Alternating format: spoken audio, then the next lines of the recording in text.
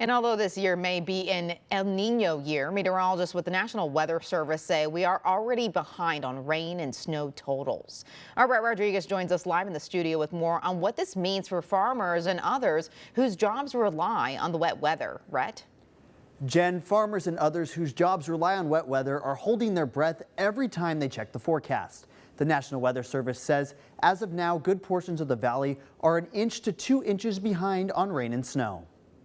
President of the China Peak Ski Resort, Tim Cohey, and CEO of the Fresno County Farm Bureau, Ryan Jacobson, may have very different jobs, but both are in the same boat, currently waiting for Mother Nature to bring much needed rain and snow. 22-23 was one of the biggest snow years in history.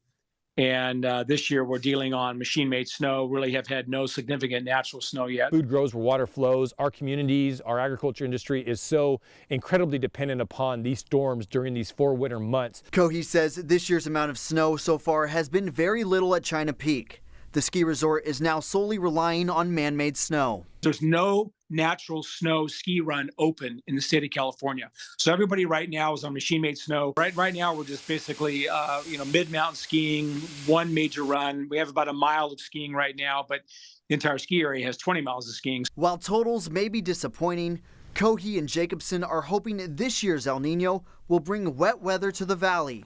Meteorologist Brian Oakes with the National Weather Service says that is possible, but chances aren't what everyone thinks. Typically, in most cases, we will get above average precipitation. It's not a guarantee, though, about a 46% chance of above average precipitation, at least through the end of February.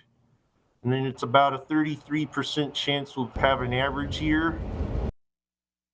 And of course, only time will tell whether or not an El Nino will help bring more rain and snow.